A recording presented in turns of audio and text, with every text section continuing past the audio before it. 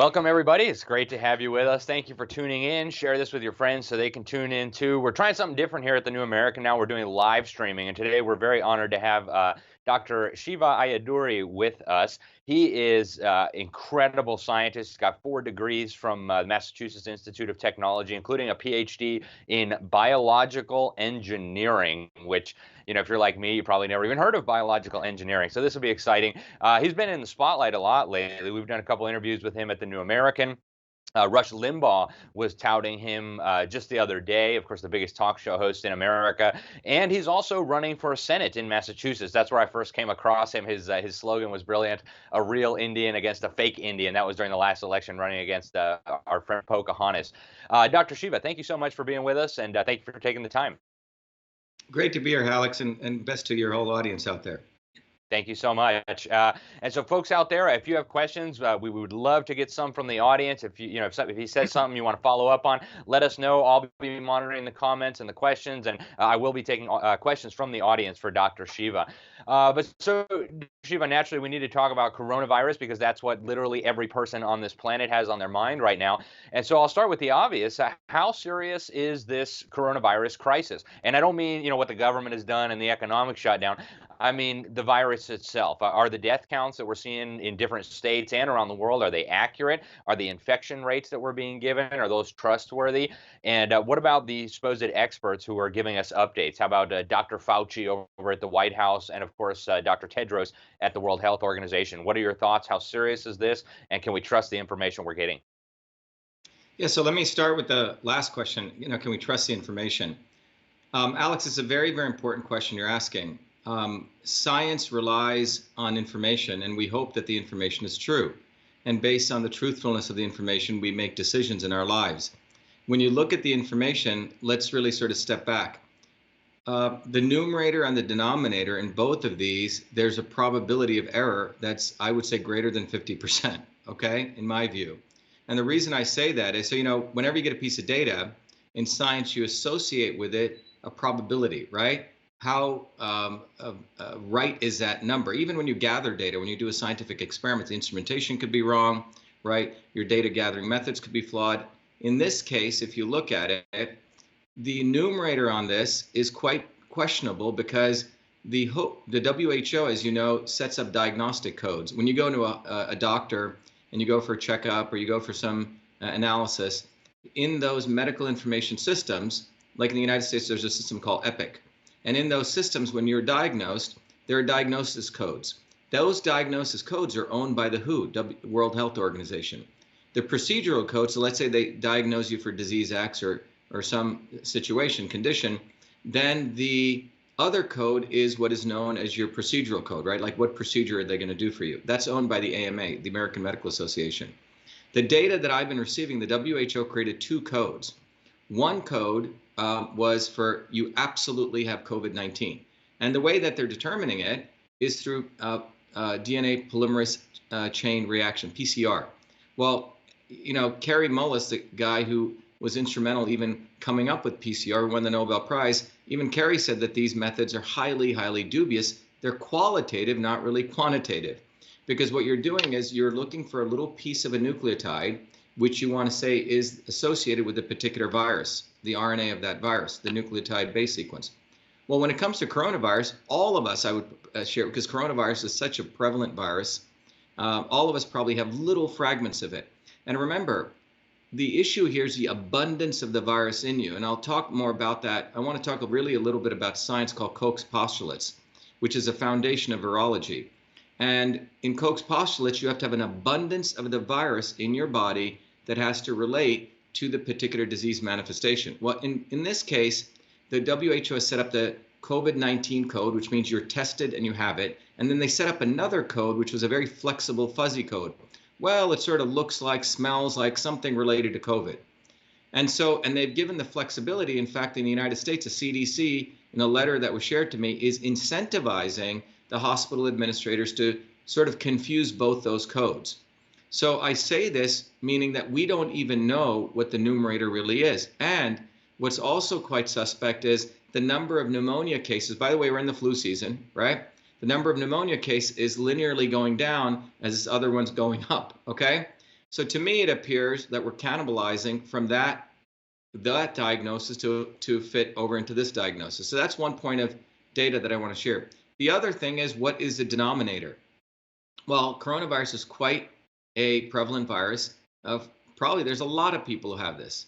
So those are the two data points I'm saying we can't trust the data, particularly given there's a monetary incentive to characterize people with COVID-19, and there's a monetary incentive to put people on ventilators. And this has been out in the media. Hospital administrators, as we know, in large hospitals, really run hospitals. I just did an interview with a woman, Elena George, and she was saying there's 16-to-1 in big hospitals, administrators to doctors. Just kindly reflect on that. 16 administrators to 1 medical doctor. We've created, it's quite incredible. We have created, and by the way, this is not that different in academia. The level of administrators to professors who actually do research. And that's what we charge overhead on. And we can talk more about that, but fundamentally, you can't trust any of this data. More disturbing is the fact that it is not being highlighted that people who are getting sick are, and the reasons why they're getting sick is a dysfunctional, weakened immune system. Because most of these people are immunocompromised, the elderly, and have pre-existing conditions. And those three groups that I just said lump into the enormously large preponderance, 90% plus of the people who are getting this. Those people are already in some ways not knocking on death's door anyway. I hate to be sort of that unfortunately truthful about it, but that's what the reality is. So we don't want to discuss that. And I had a close friend of mine, husband, who always gets pneumonia during the season, massive smoker for 30 years. He always gets intubated, she said multiple times. Well, he was just diagnosed with COVID-19. Well, let's say something happens to him. Are they going to review the history of his whole history of smoking? No, they're going to just brand it as COVID-19, check, and people chalk that up to the WHO, and it goes into that category. That's what I'm saying. If we want to be true here, why don't the hospitals up on the cloud, we have amazing, simple data, publish all their data for all of us to see so we could all download it and do the analysis, which would be the COVID-19, the actual categorization of the patients and their pre-existing conditions. You don't have to give their names and their data, right, for HIPAA guidelines, but you can share, the number and how many there were. I would guarantee they won't do that because it's going to reveal the fact there's, frankly, this is another virus. There's 380 trillion viruses in our body. We're walking germ factories. And the fact that this has been so highlighted and so pushed forward without any core, articulation of the fact that we're looking at people's compromised immune systems. So you can't trust the data. Yeah, that's really interesting you say that. And I've heard more and more people calling this a shamdemic or a plandemic and arguing that the hysteria is really being manufactured by the media. But so, okay, if the crisis is not as serious as we're being told it is by the establishment media, by a lot of these international organizations like the World Health Organization, and of course, Bill Gates and people from within our own government, and I heard you talking about this the other day, the deep state. What is the deep state's agenda with kind of promoting this hysteria? Do you think they have some agenda? Is there an incentive for them to do this? What do they hope to accomplish? Well, there's three things, and let's define who the deep state is. The deep state is not like one person sitting in some throne somewhere like something out of Star Wars, right? The deep state is a aggregation of a set of people who go beyond national boundaries, and they have monetary interests for power, profit, and control. Three things: power, profit, and control. And philosophically, they're no different. We forget, we think this is hard to believe, 300, 200, 300 years ago, there were people called kings, monarchs, czars, and they actually thought that their power derived from God to them, and all of us were sort of plebes and we report to them. Remember, this was in human history, not so long ago. In fact, places like Saudi Arabia still believe that there's a monarchy and the rest of us are slaves to that monarchy. So the notion that has been sort of taken out of a sector of people's minds, that they think they're better than you and I, that they deserve more, that they deserve their power and profit and they know better, would be naive for us to think that. And when you fundamentally look at the situation, you have a finite set of people who have the interests for power, profit, and control. That includes, as I've mentioned, at least three of these big leaders of so-called foundations: the Gates Foundation, the Clinton Global Initiative, the Chan Zuckerberg Foundation, who all, by the way, love the concept of mandated vaccine, one size fits all. Those three. Then you have the WHO and CDC, who are absolutely both corrupt organizations who twirl, they have people rotating doors between them and pharmaceuticals. And then you have the Chinese Communist Party, who philosophically believes in top-down control of everyone. They want to essentially create one big factory, which is what they've made China of. And they surely like to export that to the United States, made in China. So that cabal has interests which are globalist interests, which is to essentially dominate large sections of the human psyche and control, etc. Now, one of the ways to do that, and the monetary interest, is to vaccinate everyone on the planet and force vaccinate them. And what I'm sharing with you is not some simple conspiracy theory. This is outlined openly and directly in the Strategic Development Goals 3 of 2015 by the United Nations and the World Health Organization, etc. And the ancillary document called the IA 2030 clearly states right on the front page, we don't want to leave anyone behind, which means we want to vaccinate everyone, everywhere, anytime, any place. So, and that agenda is backed by the International Pharmaceutical Manufacturers Association, IPFMA, which is led by three of the largest pharmaceutical giant CEOs in the world.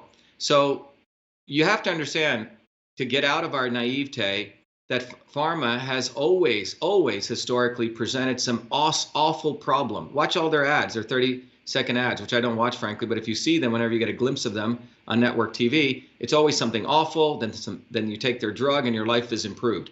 It's utopia. And that's the way they position the Strategic Development Goals. It's utopia, 17 utopian points. 14 of those 17 points explicitly stated can only be achieved by vaccinating everyone.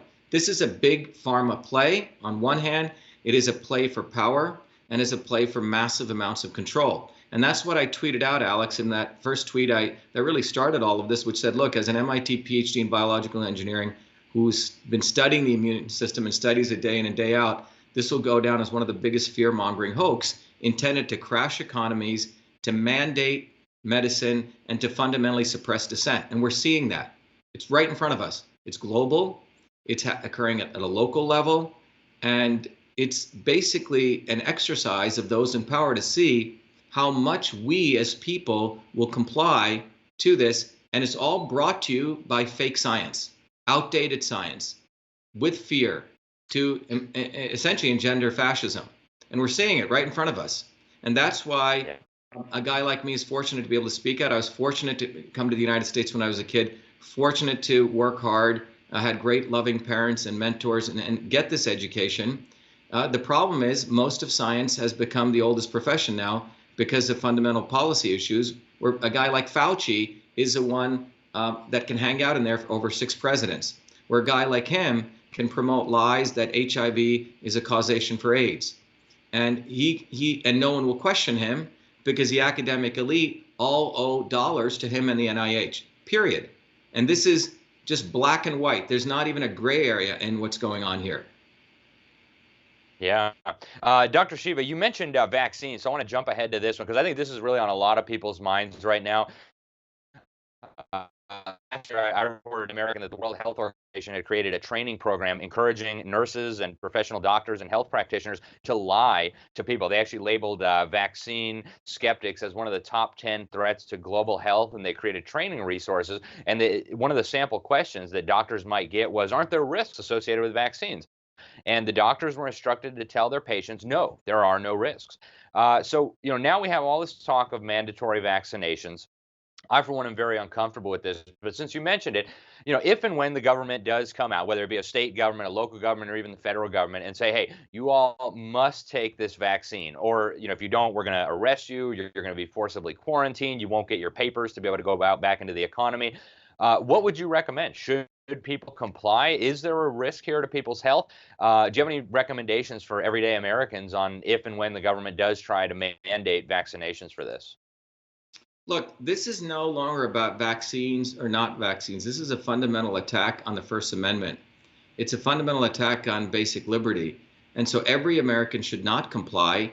This is not about, it's beyond vax and not vax. This is basically, there's 2 fundamental violations here. There's a violation of science because as the recent findings in systems biology show, starting around 2003, as they emerge out of the findings of the Human Genome Project, as they emerge out of the most recent findings where we know 98% of the genome is not protein encoding genes, but they're genes that manipulate and control other genes. What we do know is that we don't even know a lot about what goes on, okay? And we also know that everyone's bodies is quite unique. Your body needs very different types of food and medicine than my body does. It's one size does not fit all. In traditional systems of medicine, you know, this was known as the right medicine for the right person at the right time. In 2003, even the National Institute of Health, including Francis Collins, and he should probably listen to what he claims he believes in, is promoting precision and personalized medicine. What that means, you cannot say one size fits all. The essential fact that you're going to take vaccines through the CDC guidelines, and every state is going to say your kid should get all of these, or he can't do this or can't do that, is from a scientific and a health standpoint not only absurd, but it's just wrong and it's criminal, because health is not supposed to be dictated top down, right? That's, you can go, people should go live in China if they want that. It should come bottoms up. Right. Me having a relationship with my healthcare practitioner, she and I, or he and I, deciding what's appropriate for me. And if I don't feel appropriate with that, I should have the right to walk away.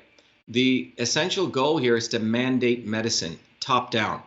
That's what this is about. Well, if you can do this, what will be the next thing? Well, we have to put a camera in your home, Alex. We have to watch what you're doing. Hey, we got to watch what you're doing, when you take your kids out. Where does this stop? And what we're talking about is the human body is the last oasis of individuals, and it's the aspect of trying to force this on people is essentially mandated medicine. And so I think it should be vigorously thwarted. In fact, that's what we did in New Jersey. We went on the ground and we went bottoms up. And by the way, how this is done is very, very important. There have been leaders in this medical freedom movement who've actually been selling out the movement, like Robert F. Kennedy Jr. You know, this guy talks a good game. He attacks Bill Gates now. He's been living this movement for 17 years, has not delivered anything. But at the same time, he supports Hillary Clinton. I just gave a talk yesterday, Alex, showing that, you know, two doppelganger twins is Hillary Clinton and Bill Gates. So why does this guy attack Bill Gates but doesn't say anything about Hillary Clinton, who's a vaccine queen and who wants forced mandates? So leadership in this movement, what I call the not so obvious establishment, is controlled by the deep state. And they have these people out there who always want us to beg to legislators or want us to wait for the courts, and an individual top down from the Kennedy family gets to be a hero. And this, I have to talk about this because what occurred in New Jersey in January 6th to 13th wasn't driven by the Kennedys or these other folks. It came bottoms up from people like me who came from nothing, or people like you, working people. And that's how we're going to win. Every time we rely on people in these movements, the establishment or not so obvious establishment, is a recipe for disaster and failure. And that's why we even gotten here. We shouldn't even be here. The entire vaccine mandates of 1962, which was passed by John Kennedy, and then further put into place with the Vaccine Injury Act by Ted Kennedy, should never have even been done. We've created vaccine courts, which indemnify Big Pharma. The whole thing is one of the most unfortunate events, and this was all brought to you by the quote-unquote liberal elite. That's where this came from, the multiracial liberal elite. And then we have fighters who claim they're fighting them. You know, it's easy to bark at Bill Gates. That's pretty easy. But why aren't you saying anything against Hillary Clinton, who got funded by Gates, who gets money from Monsanto, and who has a relationship with Merck? That's what people need to open their eyes, that the people in these medical freedom movements have been misled by people who are actually complete frauds and who are misleading people because they don't want to take the fight bottoms up. Everything in the world, Alex, in my view, has always been bottoms up. And to thwart that, you first of all confuse people with fake science. You put fear into them, and then you have fake leaders, fake fighters, fake science. You know. And that's how the controlled opposition. The Soviet set up their own opposition. Exactly. And the history of the Kennedy family, as I put it together, it's unfortunate because I used to have pictures of John Kennedy hanging in when I was a kid in India. I think he was probably the last great Kennedy. But beyond him, the apple fell very far from the tree. And I believe the Kennedys are created by the deep state to always have everyone look to them. And they spend a lot of money on their celebrityhood. They make sure every year, 6 months, there's some movie coming out, if you notice, some new pictures, some new photographs, etc. It's a well-organized, not so obvious establishment machine of the establishment. Yeah. Speaking of the establishment, Dr. Shiva, some of the things that we've come across in researching this, we had Event 201 that, of course, was funded by Bill Gates over at Johns Hopkins. Then we had 10 years earlier, the Rockefeller Foundation's report where they envisioned this scenario called lockstep, where communist China did it right by basically brutalizing and using totalitarianism to suppress the virus, but stupid Americans with all their liberty all got sick and died. Um, are these something that we can learn from? Is there any significance to these two scenarios? And is it, hey, wow, these guys are so smart, they realized something big was coming and we should have been prepared? Or is there something more? Are you aware of these, first of all, and what kind of significance do you ascribe to them? Well, you're talking about the Event 201, right? The sort of the rehearsal Yeah. that they did. Well, Yeah. you know, those in power are quite incestuous, right? They're not that far apart from each other geographically, or how they work. When I used to be out in Hollywood, I noticed there's a restaurant there, Alex, called Nobu, which is owned by Robert De Niro and an arms dealer. And you will find in that little restaurant, you will see all the Hollywood elite hanging out together. It's one little aggregation, amalgamation of the same people. And you realize that a very finite set of people in Hollywood control the world. And you will find out 5 people, for example, control all of Hollywood. Similarly, when you have these Event 201s take place, it's that same incestuous group of people coming together to essentially dress rehearse, right? They're there to dress rehearse a scenario which either they're going to play out, or it is something that there's an implicit understanding. Look, none of this is explicit. It's much more subtle than that. It's like you're in the club and you're not. So those events that you just talked about are essentially ways that you gear people's psyche up for this. And if you read the history of disinformation and you read the history of these folks, how they operate, there's a very close alliance between when they dress rehearse stuff, the movie industry. These things they're not that dissimilar. In fact, I think right in the middle of this, I believe there was a movie called Pandemic that came out on Netflix. Am I right? Or something like that. That's just recently came out. So, it's been long known, and it's not just me, this has been well written about by scholars, about the integration of Hollywood into the deep state, into what you call the CIA and other organizations. This is not something that's foreign. This is quite well known to adjust people's psyche. You also should understand that the Chinese government, again, this is a fact, owns all of the AMC theaters, and it's owned by China's #1 warlord, a member of the Chinese Communist Party. You also will know that you will not find many movies being made against China at all. And Leonardo DiCaprio, Nicole Kidman, they've all been on huge stints and paid enormous amount of money to travel to China. So the notion of when they do a dress rehearsal, integrating with Hollywood, this is all sort of one part of one methodology to understand people's psyche and how things will play itself out. Part of the rehearsal that you talked about, in many ways, it's for them to work out the kinks. You say it's like beta testing. Bill Gates knows this because he's a software guy. I mean, I build software. Whenever you build software, first you build it, you do an alpha test, you put it out there, you get all your feedback, then you do a beta test, and then you launch gold. Okay? It's called your gold release. The question is this a gold release we're saying, or is this a beta test? We definitely know what you just talked about. Those were probably alpha testing that they did. First release of the product on understanding how people react and how they handle the user interface, et cetera. Yeah. Yeah, it's some really interesting times. We just did a whole special report in the New American about this coronavirus, especially the kind of totalitarian reaction to it, bringing in a lot of this stuff. It seems like they've been planning for it for a while.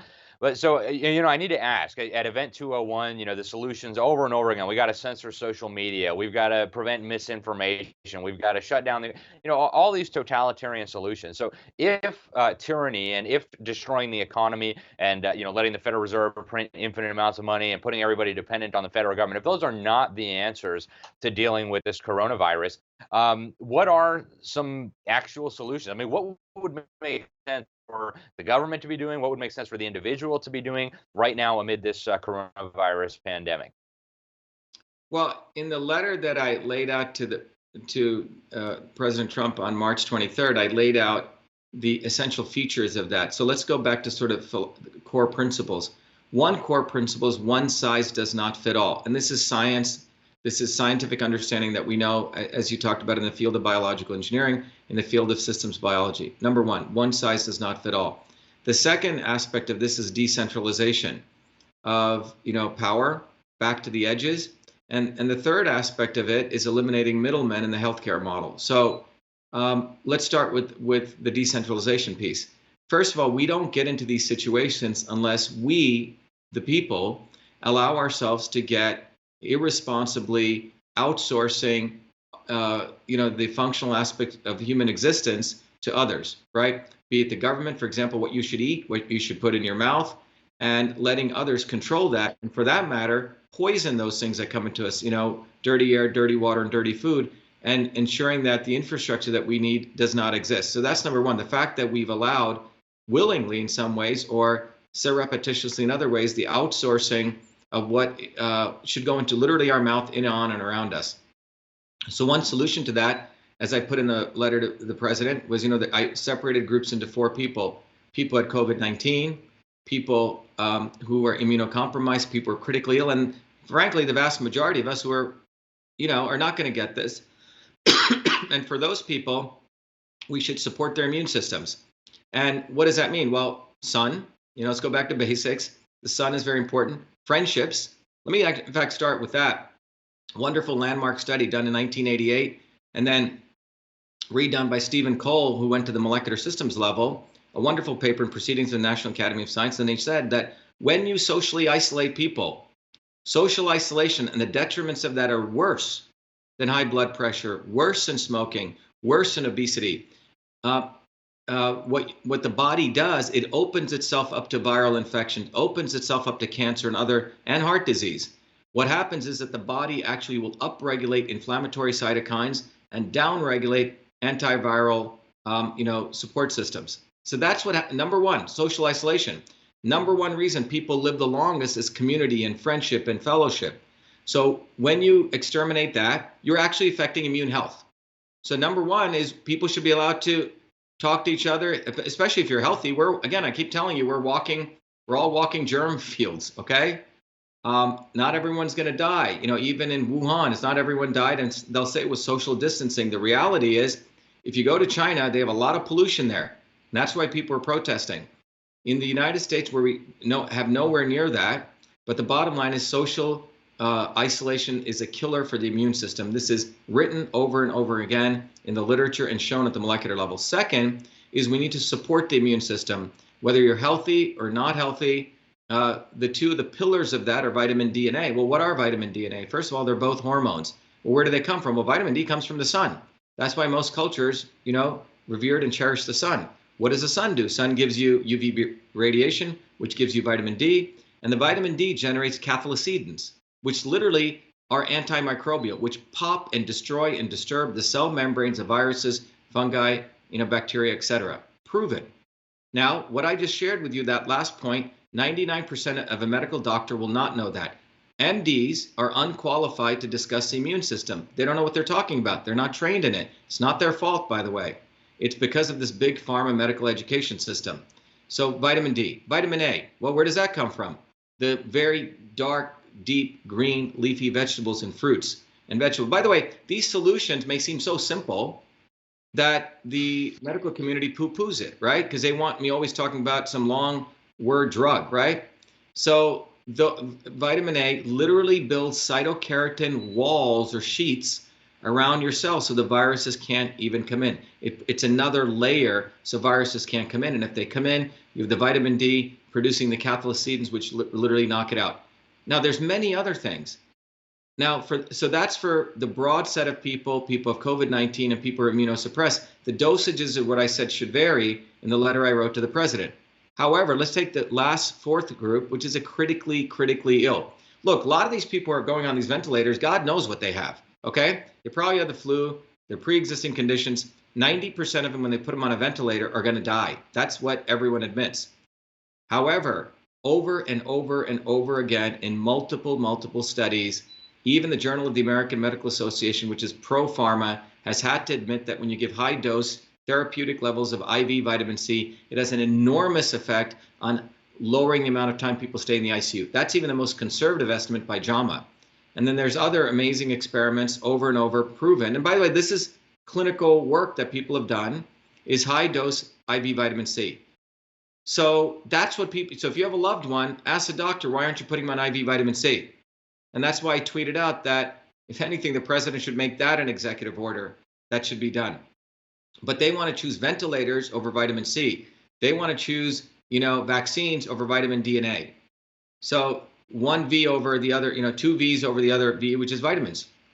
And the fact that that's not in the national discourse, that's not in the media, that is poo-pooed, pretty much tells you what's going on.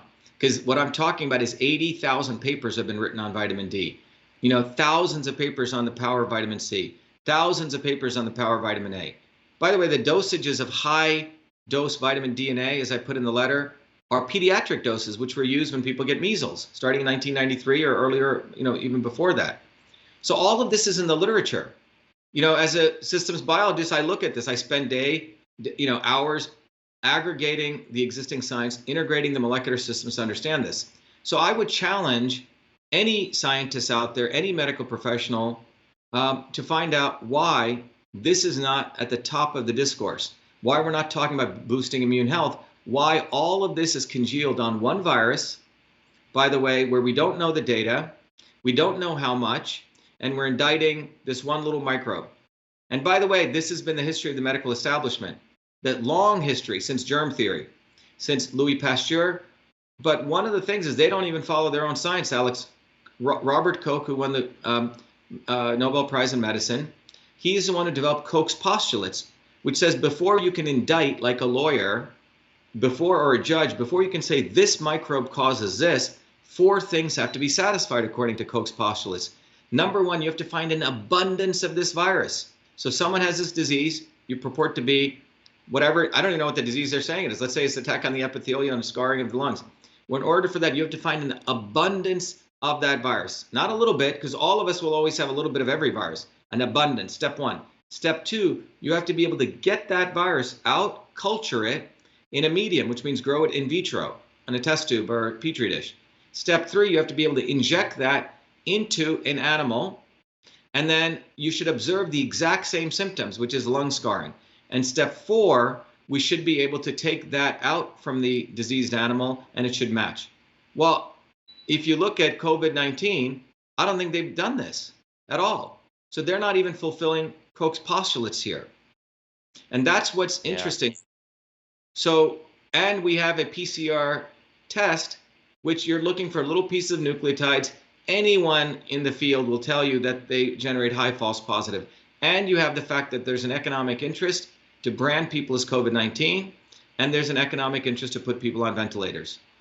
So, and there's an economic interest to crash our economy, which will be about a $7 trillion investment, let's say, because they print six trillion bucks.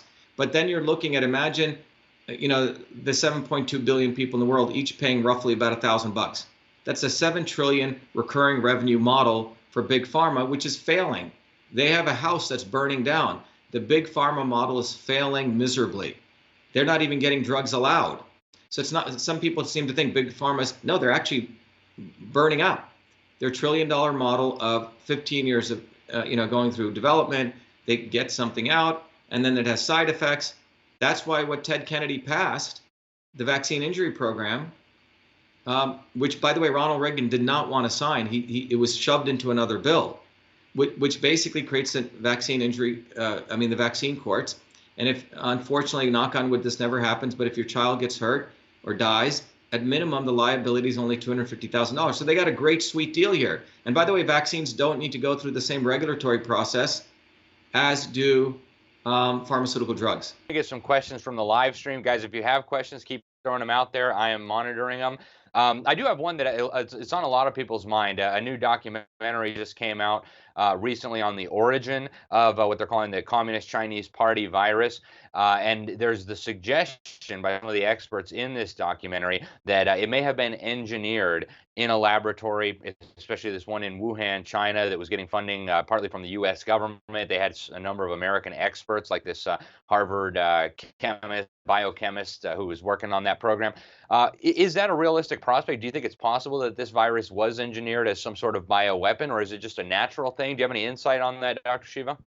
Well, we do know that this virus is a relatively to the other what's called acute respiratory viruses like SARS and MERS, a higher infectivity rate. And so what determines that infectivity rate is basically a number of things, but one of it is it's really the surface proteins on that virus. So if you think about this big bubble, which is your cell, first of all, the virus is trying to get in there, right, Alan? That's Alex, that's the goal that it's trying to do. It's trying to get in there. Well, if you have the cytokeratin sheath protecting it, which comes from vitamin A, it's not going to be able to get in. Well, if it breaks through that, then it has to go to the cell membrane, and the virus, like a little lunar module landing on the surface of the cell, is going to try to attach. In this case, we know attaches to the ACE2 receptor. And I think the recent findings, some of the recent papers I read, said that it has a much more proclivity for attaching to that ACE2 receptor than SARS. So the surface proteins, which means it's a lock and key, if it fits a little bit better, it's going to have a higher infectivity rate. So could that be engineered? Sure. Is it easy? No. These things are not that easy to do, but it definitely could be engineered. And I think there's been a number of papers asserting that, you know, the base sequences inside the RNA sequence are different than obviously SARS, around 1,500 base pairs, but they're saying that this, the likelihood of this being done in a random fashion is unlikely. I haven't personally had a chance to go look at the probabilistic data. I'd like to do that if I had a little more time. But yes, it could be engineered. But regardless of whether it's engineered or not, in some ways, if it was engineered, it's part of a biomedia warfare weapon, biomedia warfare, using biology and media, which is you want something that spreads, you know, very fast everywhere. Now you can use that as a part of a media campaign. But regardless of what the kind of virus it is, in my, you know, research, my work, the immune system is quite resilient.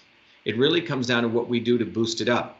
So if we're going to take, hydroxychloroquine today and zinc, if it goes with it, as a prophylactic, are we going to do that all the time? Well, you're going to eat out your gut bacteria with Zithromax and these kind of things. Ultimately comes down to clean air, clean water, clean food, and what do we put into our body? And that discourse is not occurring. Okay, interesting. And so, you know, the government's response, especially in the United States and some of the other Western countries, you know, some have done a little bit of different thing, like Sweden and South Korea and Singapore. But this whole concept of flattening the curve, you know, even without watching TV, you know, they're talking about it 24/7 because everybody's running around talking about flattening the curve and social distancing. You know, from a scientific point of view, from a medical point of view, does this actually make any sense? And even if it doesn't make sense in the coronavirus context, could it make sense in the context of, say, some other virus, maybe one that was more deadly, one that was, you know, much more serious in terms of a public health crisis? Do you think these ideas actually make any sense? I think for most people, this is the first time this coronavirus pandemic is the first time we've ever heard these things. Is this a legitimate response, or, you know, what's going on here? Well, look, the notion of if you have someone who's immunocompromised and sick, and the notion of washing hands and being hygienic, and these are not, you know, foreign concept. These have existed for tens of thousands of years. Okay, so the notion of being clean and hygienic, and, you know, throwing out sanitation waste and all this kind of stuff is something that should be part of many cultures. Had this embedded into their way of life and health and well-being. The question is, why is there so much effect on this versus H1N1 when that took place? Okay, that's really the question. We had, I think, 60 million people, 17% of the U.S. population or more was hit by it, and we had about, I think, 60,000 deaths. But in that case, where was the shutdowns in that case? If we are going to apply a yardstick, as my great-grandfather said, let's apply the yardstick equally. If we're going to start overreacting like the immune system does and causes attack on the economic health, there better be at least a rationale for it. That does this mean we're going to do the same thing for the 600,000 people die of heart disease every year? Nearly 550,000 people die of cancer. Nearly the 440,000 people die of medical errors. Are we going to start shutting down things? What is the criteria used to understand the public health issue and the economic health? How do you integrate both of those? What are the decision making that's done? Because surely if this is going to become the new criteria, we should probably shut down the whole country until we resolve heart disease and cancer and medical errors, et cetera, right? We lose a lot of people to that.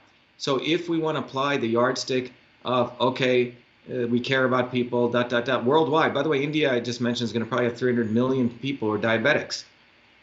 Where's the national emergency on that? In the U.S., 35% of people are obese. We have 54% of people have autoimmune disorders.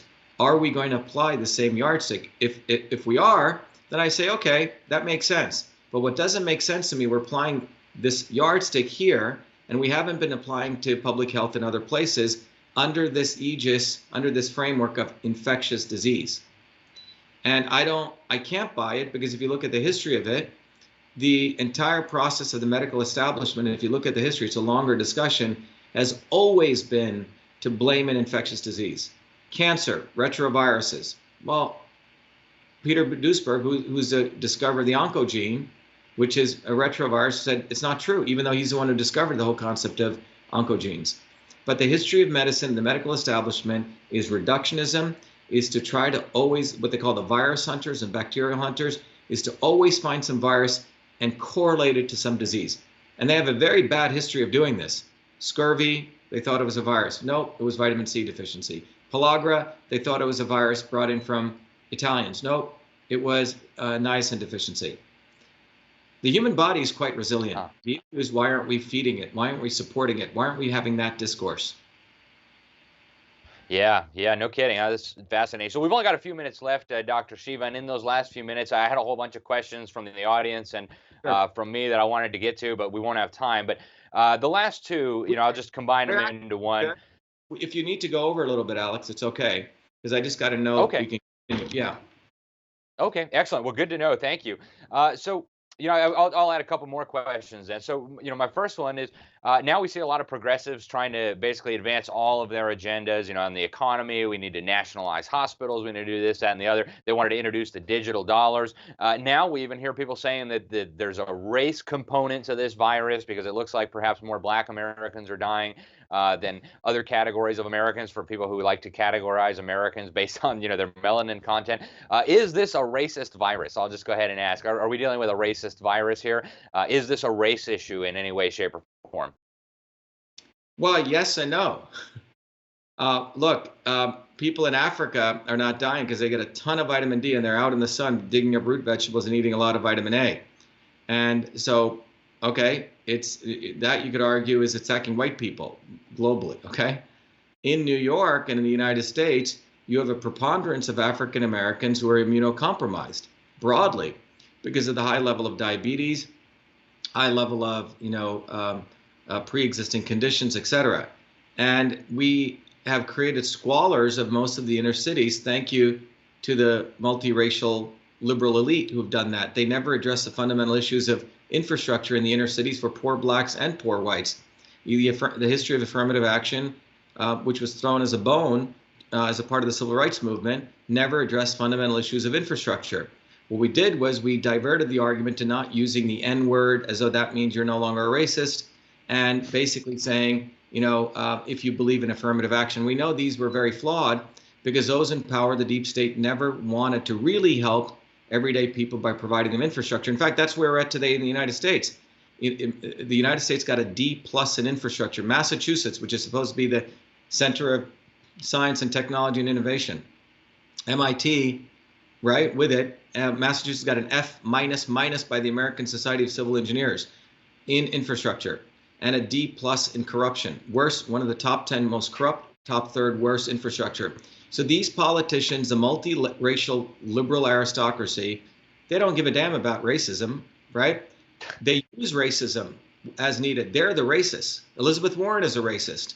She's the one who said she's, so the problem is that the right does not want to talk about racism, and the left, hegemonizes it. There is a racism, and it's a racism of those people who use race for their own advancement, splitting blacks and whites up. That's racism. That's what Elizabeth Warren did. And that's what politicians do. They choose these issues, cherry pick them to act as though they feign affection for black people when they've actually created conditions now that are, frankly, black people are worse conditioned today than in civil rights. In Massachusetts, which is supposed to be the center of the liberal elite, the average black person's net worth in the city of Boston is $8, and to their liberal white counterpart like John Kerry, who lives in the same area, is $250,000. So my view is that there is a racism, and the people who talk about racism are the racists. Yeah, yeah, I couldn't agree more with you. And hey, we've got a lot of people in the comment section on the live stream saying, "Hey, we got to donate to Dr. Shiva for Senate." Real quick before I get into my last couple of questions, where can people go to follow your Senate campaign and donate if they feel like doing that? What's the best website to send them to? Yeah, how many people are, by the way, on the feed, Alex? Can you tell me? I can't tell, but I know several hundred at least. Okay. Oh, we've got over 300 is the number I just got, and So we'll be posting it on all our channels later. So go ahead. So everyone listening should understand this. My entire life was always been about understanding how systems work. I grew up in India, which had a caste system, Alex, where I didn't understand why there was this injustice, why there was this false hierarchy. And then I grew up also with a grandmother who was a medical healer, and who was a farmer by trade, and as a noble service did that, practiced a system of medicine. So I've always been interested in systems. So that's been my journey. And the big sort of discovery I made through my travels as a scientist, as an educator, as an inventor, and as a fighter is that there is a system of understanding how things are interconnected. So without freedom, the right to discourse, the right to debate, which is what this country, the greatness of this country was, you can never get to truth. Because without freedom, we will go to scientific consensus. We won't practice a scientific method. We will create fake science, not real science. And without true science, then we will create fake problems and fake solutions, and that will deteriorate the health of our bodies and our infrastructure. Without real health, we're going to be weakened, and we won't have freedom. It's truth, freedom, and health. That's what our campaign's about. So it's not just a U.S. Senate campaign. It's much more fundamental to human existence. So everyone listening out there, go to our website, Shiva for Senate. If you want to volunteer, great. Donate whatever you can. But what I promise you is that before even I win the U.S. Senate race, part of our service is when you donate to our campaign, we have something up there, Alex. If people go donate for $25, we give them an extraordinarily, potent book called System and Revolution that teaches them what are systems, how systems work, what are the interconnections. They can apply those principles to anything, to their body or any system. And then I give them a tool, which I created over many years, took me about 20 years to make this simple, called Your Body, Your System, which enables them to understand how the body is a system and learn these principles almost like a lab. And by the way, one of the things we did was, I think we're charging something ridiculous, like $25, people donate. But given what's going on with the economy, people can't even donate that much. Whatever they can donate, Alex, we will support them and give them those tools. And if people are really destitute and they can't even afford $5 or $10, they should just email me vashiva@vashiva.com, and I will give them a full scholarship. But this is not about money. This is really about the wealth of knowledge. Health is wealth, ultimately. Yeah. Yeah, no, that's fantastic. Thank you, Dr. Shiva. So it's Shiva for Senate, folks. That's where you want to go if you want to find out about his campaign. And Dr. Shiva, kind of wrapping up here, what are your biggest concerns amid this coronavirus hysteria? On the freedom front, what liberties being lost, on the economic front, what's happening with the small businesses getting shut down, the government printing up all this money. What are some of the top things that are on your radar right now? And if you were in the U.S. Senate right now, what would you be doing different, or what would you be advocating for the government's response to be different? Well, there are three things that I put up on the website, but just, so we talked about truth, freedom, and health, right? Each one of those three vertices of that triangle have a particular action. In order to get truth back, which is real science, Alex, we need to move to what I call a citizen science act, which means we need to take power away from the scientific establishment. You have too few people, a guy like an Anthony Fauci, a guy like a Francis Collins, two people literally can control all of science, for that matter, in this country and definitely potentially the world, because they can control the lives of probably 5 major universities. With 5 phone calls, they can tell what kind of science is going to be pursued and what isn't. So one of the things is the Citizen Science Act. What is that? What that means is that you and I fund with our hard-earned money to taxes to support science. Whatever scientific data is given to these major institutions, remember, this is public money. And when they get that money, whatever research they do, as they're doing their experiments, as they're doing their experiments, that data should go live up for all of us to analyze. For example, Alex, do you know where all the climate change data is, or the climate temperature data? I can't get a hold of it. I've looked. Where is all the satellite? They were trying to hide it. Remember the emails that got hacked from the University of East Anglia? They were very upset when people started figuring out where all their data was, and that they were trying to hide the decline. It's incredible how they do this, and it leads me right into this whole idea of technocracy. I love what you just said about this idea that scientists should run our lives for us, and that they're experts, and so we just need to shut up and obey. So what do we do to deal with that? Well, and think about it. What's really happened is we have outsourced. It's really, really quite dangerous to a few set of people who actually don't even practice the scientific method anymore. They practice scientific consensus because the amount of money involved in here. So the two things we need to do philosophically is start, recognizing that the academics, I'm not talking about scientists, academics are basically business folk, and they have taken over science. And we need to get power back, and the way we do it is through a Citizens' Rights Science Act. We give money. If you're a biological researcher anywhere and you do research, you know what? Your data immediately within some period of time, 30 days, better go to the cloud. And I can also work on your data, which is my data. That's one. Second thing is we need to pass a Digital Rights Act. I find it quite fascinating that the Postal Service, once again, is about to go out of business. The Postal Service was created by the founders of this country to be an infrastructure, to be the public commons for you and I to transact communications without any interference. And if it was interfered with, it was a 20-year sentence in prison, because the Postal Service had a police force. And my fundamental view is that the Postal Service should be the foundation for the public commons, if there is to be one. So in 1997, I met with the heads of the Postal Service. I said, look, email volume just overtook postal mail volume. You guys should offer a public email service. I'm not saying everyone should move over to it, but just like we have the postal mail system, by the way, I send you a letter, no one can interfere if they do 20-year sentence in prison. Forget encryption and all this, because one guy can break another guy's encryption. So I have felt that the Postal Service should have been the place, should still be the place that should house the public commons of public email, an equivalent of YouTube and Facebook. So if I do communications, no one can interfere with that. Up until 1967, nearly 70% of the communications to the postal mail were literature and newsletters of all kinds, left wing, right wing, Green Party, John Birch Society, everything you can imagine. It was a very vibrant time. It was totally diverse. No one could interfere.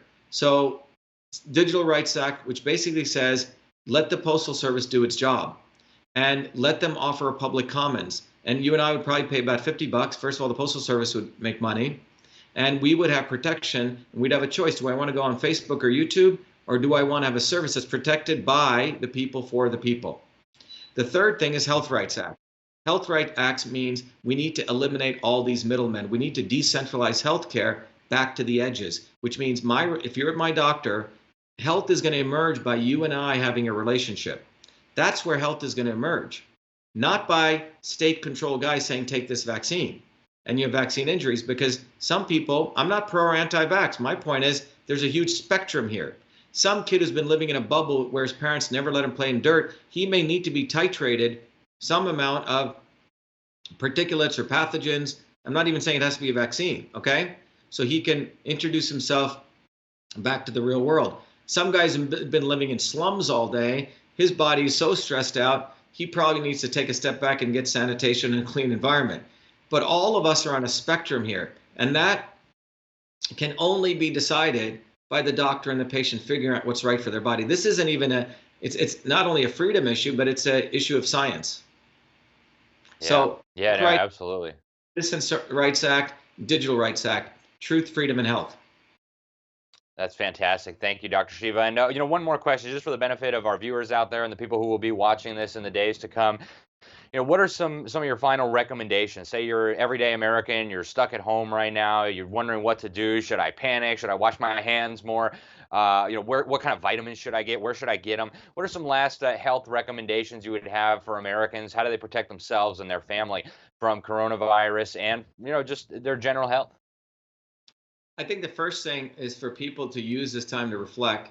and what can I do to support the operating system of my body, which is my immune system. And what you find is it's not one reductionist solution. It really opens you up into a whole, hopefully for some people who've been doing this or have not been doing this, a whole new area of human existence, and it reconnects you back to what it means to be a human. So one of those is, do you connect with people? Do you have joy? Do you have fun? Do you have fellowship in your life? Because that's the number one reason you support your immune system. So if people are at home wondering why am I being isolated, let them start realizing politically and from a health-wise that what the government doing is anti-health because of all the amazing chemicals, the amazing molecular reactions at the molecular level that take place when you have friendships and you have fellowship and you have interactions with human beings, when you have love in your life. Okay, that's number one. That's a very important, but probably the most important, even before food or etc. Second thing is the fact that you get sun and you get vitamin D. Again, very, very simple. Think about what I'm talking about, Alex. I'm talking about something that's so fundamental to being human. Okay, social interactions and getting the sun, and which is vitamin D. So, if you're healthy, what I do is I take around 5 to 10,000 IUs of vitamin D. As an adult, if you're younger, probably around, it's in my letter I put to Trump. If you read it, it's about 1,000 IUs. And then vitamin A. Well, ideally, you can get that from, start looking at your kale and your purple fruits and all the berries, all the amazing, rich, leafy, dark vegetables. Start consuming them. And if you're not getting enough of it, look at vitamin A palmitate, as I recommended in the letter to Trump, for adults around maintenance dose around 10,000 IUs.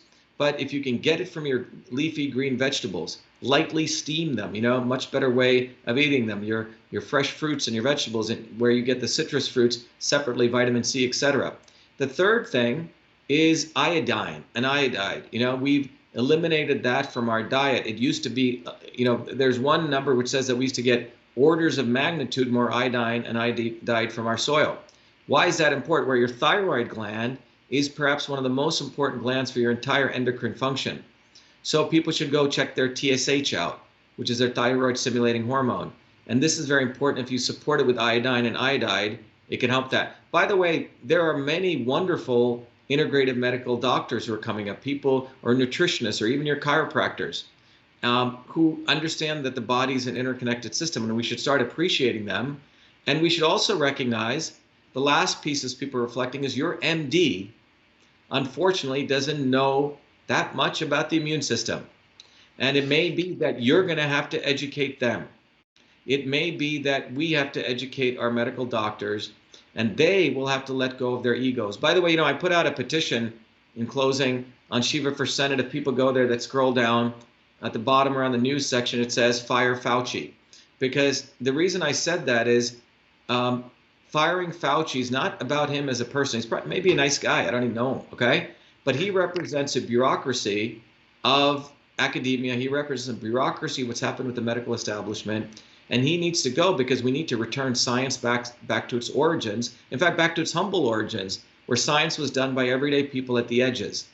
And that's where science needs to go. And by the way, I think there's 70,000 people who signed that petition in less than a week. 70,000 people, wow. Nearly 2,000 to 3,000 MDs.